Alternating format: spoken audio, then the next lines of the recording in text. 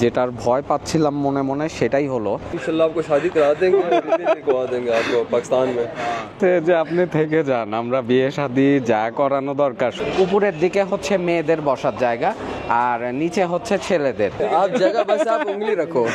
মোটামুটি এখন জানাজানি হয়ে গেছে যে এই বাসে একজন বাংলাদেশি আসছে। এই পানি দিয়ে ওরা অজু থেকে শুরু করে যে হাত মুখ ধোয়া সবকিছু এই পানি দিয়েই করে।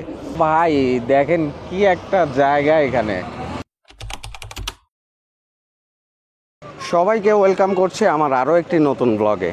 আজকে আমি যাচ্ছি ইসলামাবাদ থেকে হুঞ্জা।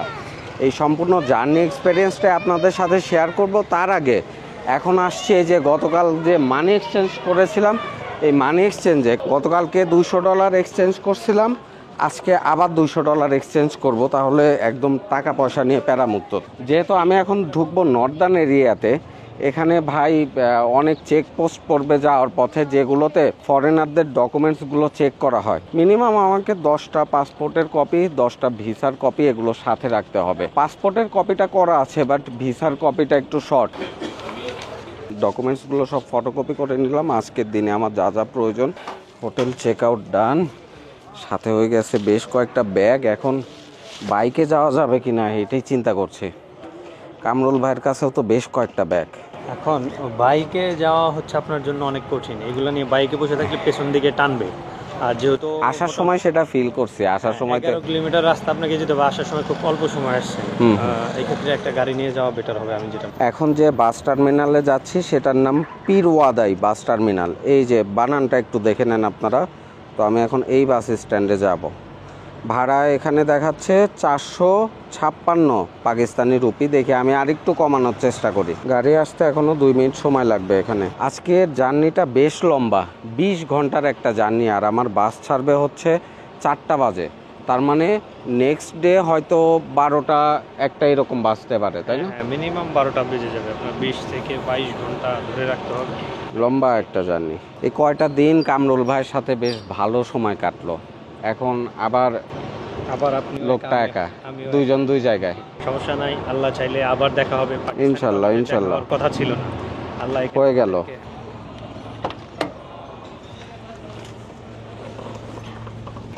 अल्लाह हाफिज। अड्डा भी बोलते हैं, टर्मिनल बोलते हैं। अड्डा ज्यादा बोलते हो आप लोग? আমরা যেরকম বলি বাস টার্মিনাল, ওরা বলে আড্ডা। এখান থেকে বাস টার্মিনালের ডিস্টেন্স মোটামুটি 12 কিলোমিটারের মতো। এই যে রোড আপনারা দেখতে পাচ্ছেন, রোডের এই পাশে আমার হাতের ডান পাশে হচ্ছে ইসলামাবাদ আর বাম পাশে হচ্ছে রাওয়ালপিন্ডি। তো আমি এখন যে বাস টার্মিনালে যাচ্ছি এটা কিন্তু রাওয়ালপিন্ডির মধ্যে পড়ছে। টার্মিনাল এলাকায় এখান থেকেই শুরু, কিন্তু আমাকে যেতে হবে আরেকটু ভিতরের দিকে। এখান থেকে হচ্ছে পীরওয়াদাই বাস টার্মিনাল শুরু। এই যে ভিতরে এই পাশে হচ্ছে সব প্ল্যাটফর্ম দেখতে পাচ্ছেন। আর আমি এখানেই এখন নেমে যাব। 3 চাকার সিএনজিগুলো চলে। এখন ঢুকলাম বাস টার্মিনালের মধ্যে। সব বাসগুলো দাঁড়ায় আছে। যেটা ভালো বাস নাটকোর, ওইটা একদিন পর পর চলে। আর এমনিতে অন্যান্য দিনগুলো লোকাল বাসই চলে ওদের। তবে এত লং জার্নি যেহেতু আমি লোকাল বাসে করতে চাচ্ছি না। নাটকো কা কাউন্টার থোড়া সামনে। এ হচ্ছে আমার বাস টিকিট, নাটকো ট্রাভেলস, যেটা গতকালকে কেটে রেখে গিয়েছিলাম। না হলে এখানে এসে আজকে টিকিট ম্যানেজ করতে পারতাম না, অন্তত এই বাসে। অন্য কোনো লোকাল বাসে ম্যানেজ করা গেলে করা যেত। এটা হচ্ছে নাটকোর কাউন্টার। আর এখানে দেখতে পাচ্ছেন হুঞ্জা, তারপরে করাচি, গিলগিট, সব জায়গাতেই কিন্তু বাস যায়। মানে দূরের যে রাস্তাগুলো আছে। ইসলামাবাদ থেকে করাচি আমি সাজেস্ট করব ট্রেনে যাওয়ার জন্য।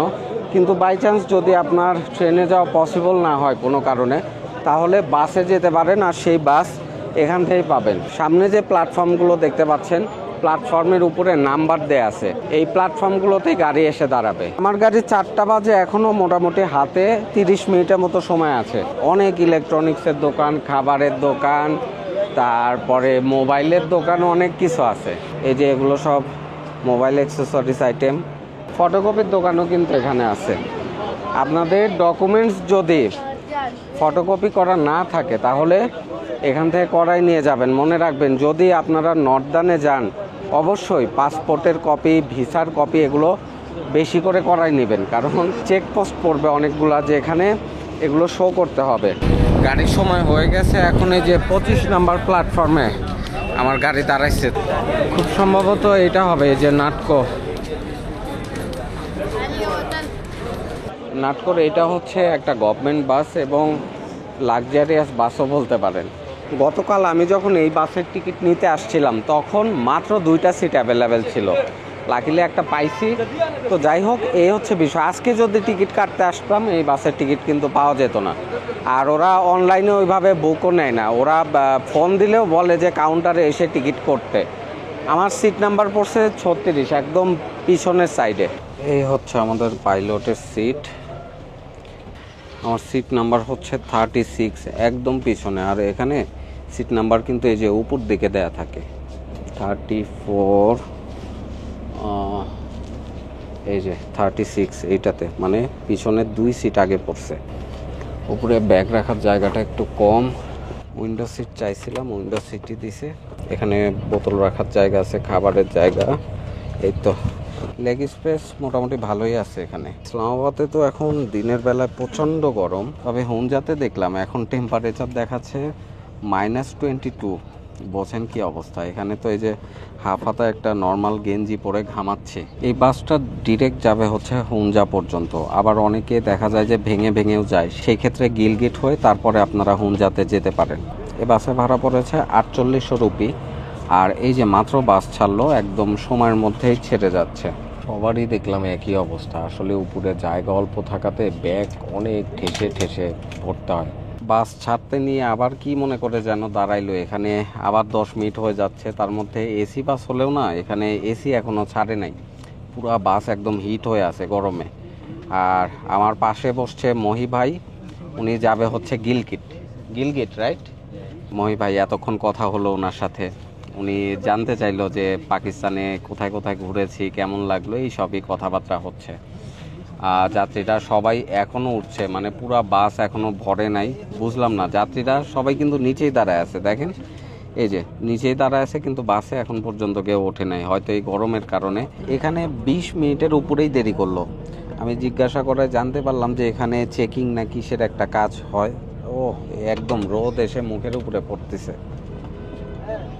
যাক, শুরু হলো লম্বা একটা সফর। ইফতারের সময় হয়ে গেছে আরও প্রায় 20 মিনিট আগে, কিন্তু যেহেতু এখন পাহাড়ি এলাকায় ঢুকে পড়েছি, এখানে দাঁড়ানোর মতো কোনো জায়গা ছিল না। খাবার চলে আসছে, একটা গোশ অর্ডার করেছি আর রুটি। এখানকার রুটির সাইজ দেখেন, বেশ বড় বড় সাইজের, কিন্তু একটা রুটি, মানে আমার জন্য একটা রুটি খাওয়া আমার জন্য কষ্টকর ব্যাপার। সবাই কিন্তু বাস যাত্রী বসে যাত্রাপথে ইফতার করছে। মহি ভাইও আমার সাথে বসে পড়েছে। এইখানে একটা ঘটনা ঘটছে, আমি ইফতার করার পরে আমাকে কেউ বিল দিতে দেয় না, মানে আমার বিলটা কে দিবে এইটা নিয়ে হচ্ছে এইখানে দ্বন্দ্ব। তারপরে মহি ভাই আমার ইফতারের বিলটা দিয়ে দিছে। আমি অনেকবার বলছি যে ভাই এটা দিয়েন না, এটা আমি আপনাকে করাচ্ছি, এটা আসলে লজ্জা লাগে ভাই, কেউ এখানে বিল টিল দিতে দেয় না যখন শোনে যে বাংলাদেশ থেকে আসছি। ফারাতুল্লাহ ভাই একজন ডক্টর এবং কাছে বেসিক্যালি গিলগিট। ইফতার করার সিস্টেমটা দেখেন একটু, এই যে সবাই একসাথে এখানে বসে ইফতার করছে। আবার কেউ যদি ভিতরে বসে ইফতার করতে চায় সেটাও কিন্তু করতে পারবে। এখানে ভিতরে বসার জায়গা আছে, এটা হচ্ছে ছেলেদের। ম্যাক্সিমাম জায়গাতেই দেখলাম যে ছেলেদের এবং মেয়েদের জায়গা আলাদা আলাদা করে দেয়া, যেমন উপরের দিকে হচ্ছে মেয়েদের বসার জায়গা আর নিচে হচ্ছে ছেলেদের। আমিন ভাই আমাদের বাস ড্রাইভার, এবং আমিন ভাইকে আমি পাসপোর্ট এবং ভিসার সব কপি দিয়ে রেখেছি। চেক পোস্ট কিতনা হ্যাঁ? তকরিবান 12 চেক পোস্ট, তো 10 কপি করে দিয়ে দিছি। এখন গাড়ি যত চেক পোস্টে যাবে আমিন ভাই আমার সব পেপারস চেক পোস্টে দিয়ে দিবে। তো এইটার জন্য বারবার আমার নামতেও হবে না, কিছু করতেও হবে না। पाकिस्तान में आप बताओ किधर से करना है? आप ही सजेस्ट आप करो। बताओ बस। आप सजेस्ट आप जगह बस आप उंगली रखो। রাত এখন 9:30 বাজে, বিশামে চলছে সেকেন্ড যাত্রা বিরতি। আর এখানে এসে যে ব্যাপারটা ঘটছে, এই ভাইরা বলছে যে আপনার যাওয়ার দরকার নেই, আপনি থেকে যান, আমরা বিয়ে শাদী করাই দিচ্ছি। তো ভাইজান শাদী কার কি यहाँ रुक जाओ? हाँ तो और क्या, रुको इधर आप क्या बोलते हैं? हम इंशाल्लाह आपको शादी करा देंगे करवा देंगे आपको पाकिस्तान में বলতিছে যে আপনি থেকে যান, আমরা বিয়ে শাদী যা করানো দরকার সবই আপনাকে করাই দিচ্ছি। ख्याल भी रखना है, नहीं तो पूरा मुल्क आपके ऊपर उल्टा हो जाएगा। ये भी बात है। वो तो सही बात है। মোটামুটি এখন জানাজানি হয়ে গেছে যে এই বাসে একজন বাংলাদেশি আসছে এবং তারা সবাই এখন কোনো জায়গাতে ব্রেক দিলে নিজের আগ্রহে এসে দেখা করছে, প্লাস পরিচিত হচ্ছে আমার সাথে। খুবই ওয়েলকামিং বিহেভিয়ার। এইটা 3 নাম্বার না 4 নাম্বার যাত্রা বিরতি চলছে, নিজেরাও খেয়াল পড়ছে না। বাস মোটামুটি 2.5-3 ঘন্টা পর পর একটা করে যাত্রা বিরতি দেয়। এখন কিন্তু পাহাড়ের উপর দিয়ে শুধু চড়াই রাস্তা।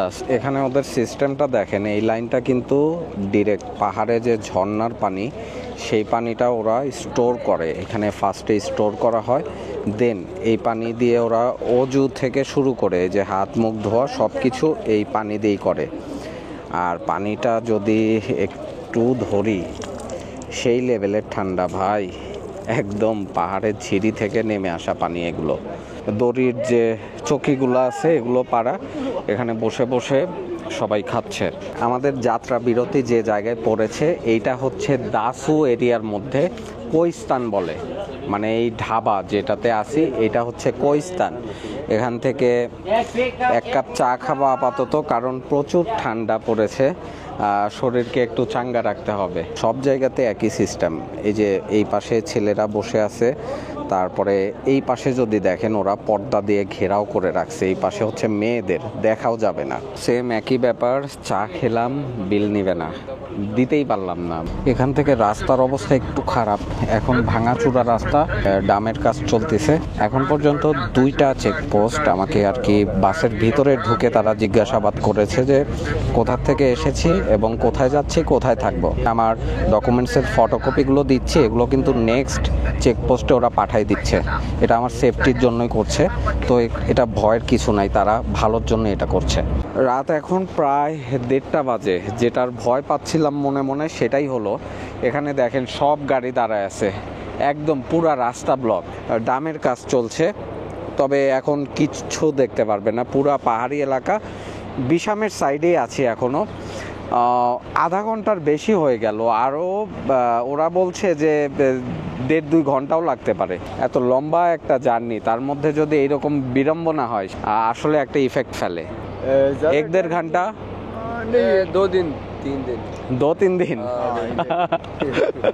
তাহলে হয়েছে, ট্যুর আর করা লাগবে না আমার। সবাই এখানে দাঁড়ায় আছে, চাটা খাচ্ছে, ঢাবার মতো আর কি সব দোকানপাট, তবে ওই রকম খাট নাই। আবার কিছুক্ষণ পরে এখানে সেহরির টাইম, এটাও একটা ফ্যাক্ট আছে। চাওয়া মাত্রই তো আর দোকানপাট পাওয়া যায় না, দেখা যায় যে নির্দিষ্ট জায়গা ছাড়া কিন্তু বাস এখানে দাঁড়াতে পারে না। প্রায় 1.5 ঘন্টা পরে বাস ছাড়লো, মানে এই 1.5 ঘন্টা পুরা রাস্তা একদম ব্লক হয়েছিল। এই যে গাড়ি এগুলো সব আটকা ছিল, মাত্র আগাচ্ছে। কালকে সকাল কয়টা হুঞ্জা গিয়ে পৌঁছাবো এখন আইডিয়া করতে পারছি না। আবার সামনে এমনও হতে পারে যে আরও কয়েকটা জায়গায় হয়তো এরকম দাঁড়ানো লাগতে পারে। ল্যান্ডস্লাইড হয় অনেক এই পাশে। সামালকে যারা ঠিক আছে, ময় ভাই চলে গেল, ওনার বাসা হচ্ছে কিলগিটে। এখন এই যে কিলগিটে আছে, হলুদ কালারের একটা বোর্ডের উপরে ট্যাক্সি লেখে মোটরসাইকেল চালাচ্ছে। 1টা বাজে এসে পৌঁছালাম হচ্ছে হুঞ্জাতে। এখন আছি আলিয়াবাদ। ভাইজান অনেক হেল্পফুল, আমাকে সাজেস্ট করলো কোথায় কোথায় যেতে পারেন, কি কি করতে পারেন। আপ কেসে? আর এখানে তো ভাই দেখেন কি একটা জায়গা। এখানে ব্যাগটা রাখি, আগে তো হোটেলের বন্দোবস্ত করতে হবে। এখন আই হোপ অফলাইনে গিয়ে একটু কমের মধ্যেই ম্যানেজ করতে পারবো হোটেল, বাকিটা দেখা যাক। ওই পাশে পাহাড়ের উপরের সাইডটা হচ্ছে কারিমাবাদ, আর আমি আছি আলিয়াবাদেরই। গাড়িটা নিয়ে একটু আগে আসলাম। এই পাশে হচ্ছে একটু বাজেট হোটেল আই থিঙ্ক পাওয়া যাবে। এই যে এখানে একটা হোটেল আছে, বেশ কয়েকটা হোটেলই এখানে আছে, মানে একটা রুমও নাই, সব রুমেই নাকি কাজ চলতেছে। তবে হোটেলটা বেশ ভালোই ছিল, রেডিও মনে হচ্ছে, বাট ওরা বললো যে কাজ চলতেছে, রুম একটাও খালি নাই। এখানকার পুলিশেরা কিন্তু অনেক হেল্পফুল, কোনো কিছু হলে পুলিশের কাছে যেতে পারেন, তারা অনেক ইনফরমেশান আপনাদেরকে দিয়ে হেল্প করবে। পুলিশ ভাইয়ের কাছ থেকেই খবর পেলাম হচ্ছে এক হোটেলে, সেটাতেই এখন যাচ্ছি। জুবলি হোটেল এই টাইপের নাম বললো যে ওখানে ভাড়াটা একটু কম হবে। এইটা হচ্ছে জুবলি হোটেল, দেখা যাক এখানে ভাড়া কেমন। আপাতত এই জুবলি হোটেলে একটু কমের মধ্যে পাইলাম, পাকিস্তানে 1800 রুপি বললো, বাংলা টাকায় মনে হয় 800 টাকারও কমে হচ্ছে। এই রুমগুলো আছে এইগুলা চাইলাম, কিন্তু এগুলা খালি নাই, গেস্ট আছে ওদের। আর এই রুমটা পাইলে এই যে এই ভিউটা আমি সবসময় উপভোগ করতে পারতাম উইন্ডো থেকে, যেটা আপাতত পসিবল হচ্ছে না। ঠিক আছে, শুক্রিয়া। ये आपका नंबर है? हाँ जी, दोनों। এই যে এই রুমটা আপাতত পাইলাম। আর ওয়াইফাই পাসওয়ার্ড, দুইটা বেড এখানে। আসলে সিঙ্গেল বেড, আমরা যেরকম সিঙ্গেল বেডের রুম পাই এইগুলো জায়গাতে আসলে সাধারণত সিঙ্গেল বেডের রুম হয় না, এই যে এরকম ডাবল বেডের রুম পাওয়া যায়। একটা টিভি, যেহেতু বাজেট হোটেল আর তো তেমন কিছু থাকার কথা না। আর ম্যাক্সিমাম জায়গাতেই দেখলাম যে ওরা লো কমোডই ইউজ করে, হাই কমোড কম জায়গাতে। অনেক ভালো মানের হোটেলেও দেখছি যে লো কমোড ইউজ করে।